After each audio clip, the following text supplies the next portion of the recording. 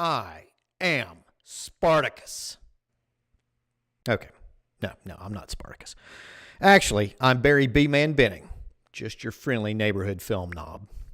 But the reason I bring up that old chestnut from Spartacus is that I think it's appropriate in the context of the movie that I'm going to be talking about today, which is Spider-Man Into the Spider-Verse.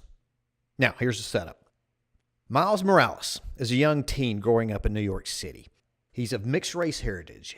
His mother's Puerto Rican and his dad's a black New York City police officer. Now, at the very beginning, Miles is feeling out of place, isolated. His parents have just moved him out of his old public school, away from his friends, and into a costlier charter school called Visions. And his first day there doesn't really go the way he wanted it to, partly because of his dad.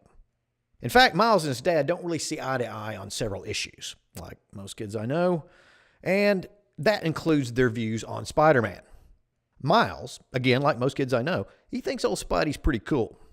To his dad, Spider-Man is a potentially dangerous vigilante.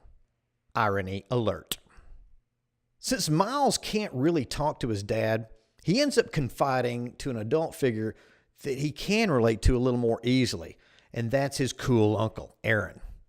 Aaron doesn't seem to judge Miles the way that his dad does, and he even indulges Miles' artistic interest, which includes a little mild graffiti. But at least Aaron takes him deep into the mostly unseen areas of the subway system to ply his trade. But one time while they're down there, a strange-looking spider seems to appear out of nowhere and bites Miles on his hand. And before long, the teenager who's felt out of place in the real world starts feeling out of place in his own body. A new Spider-Man is born. But he's not the only Spider-Man feeling out of place in this movie. The storyline here, which I'm not going to reveal much more of, it gives us multiple Spider-Men, or spider entities, however you want to identify them. And they're all from, as the movie title indicates, their own particular Spider-Verses, with some shared traits and with some traits much different than one another. So these heroes, including Miles, have got to band together to use their common strengths and their own individual strengths to stop an evil plan that could destroy all of their universes. And speaking of getting bit, most of the times I go see a movie that I really look forward to, that's exactly what happens. I get bit by my own expectations. Actually, my fellow Film Nobs and I were recently talking about that thing on one of our podcasts. We talked about how expectations can really hurt the actual experience of watching a movie, of letting that movie wash over you. But I'm really happy to report that this time, this movie lived up to my high expectations. The movie just kind of explodes with energy, with excitement, with fresh ideas that really kind of feel of the moment. It explodes with colorful, vibrant imagery. It just blends animation styles just as successfully as it blends different versions of Spider-Man. Real kudos to the entire animation department and to the three credited directors, Bob Persichetti, Peter Ramsey, and Rodney Rothman. The screenplay by Phil Lord and co-director Rothman, who previously worked together on 22 Jump Street, is both clever and inventive. The characters, they're well developed, they're engaging. My only problem with the script is that it might be a little repetitious at times, which helped lead to what I think is the biggest problem of the movie, over length. This movie clocks in at about $1:57, and that feels to me about a quarter hour too long. And now, back to the well-developed and engaging characters, I think a good deal of credit for that seems due to a very well-picked cast. We've got Shamik Moore as Miles, Haley Steinfeld as Gwen Stacy, Marshall Ali as Uncle Aaron, and this is along with Brian Tyree Henry, Lily Tomlin, Liv Schreiber, Katherine Hahn, Nick Cage. All of them do really good work. But I want to give a special shout out to Jake Johnson as Peter B. Parker. Now, Johnson's distinctive voice and vocal mannerisms, they seem well suited to a somewhat weary but pretty funny version of the web slinger. So, now, back to Spartacus. We'll try to bookend this thing with Spartacus.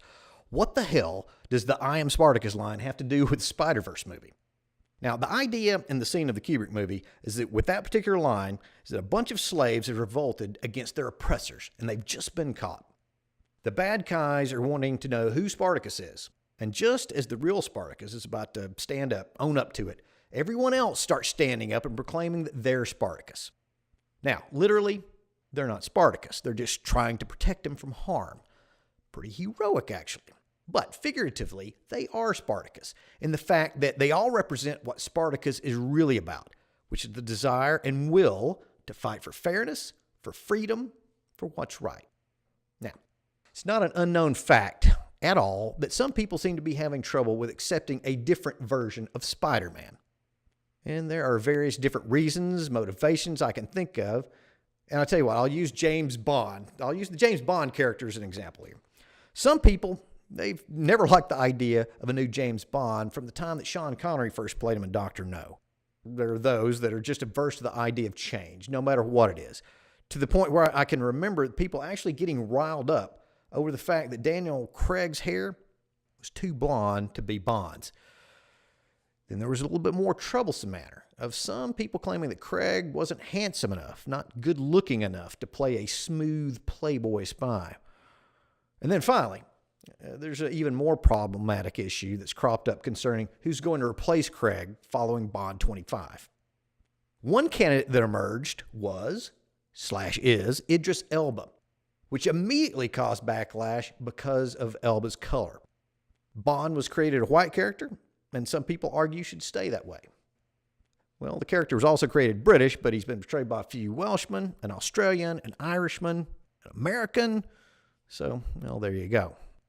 But despite having an even set of movies that have featured Craig, there's really not much denying that he himself has been a very effective version of Bond. So, sometimes change is good, because that series had grown stale at best, and Craig's different interpretation of the character helped breathe new life into it.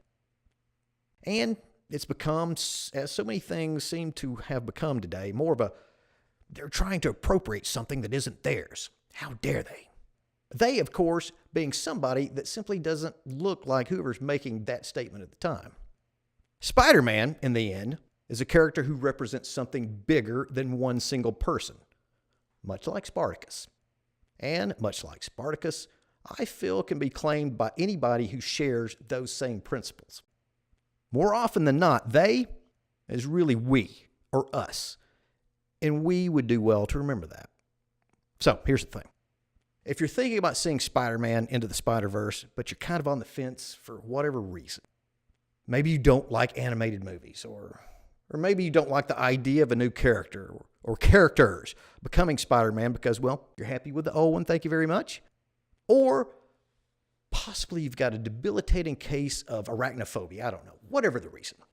I highly encourage you to do what someone in this movie advises young Miles to do, and that's take a leap of faith and jump to it. Most of you, I think, will be glad that you did.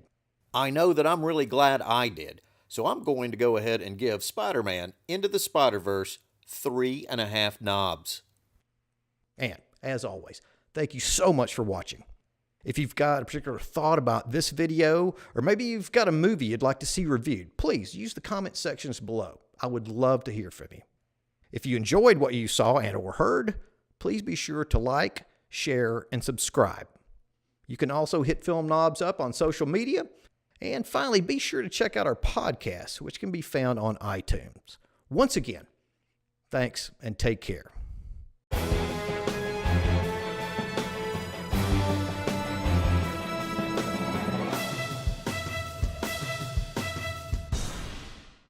I am Spider-Man.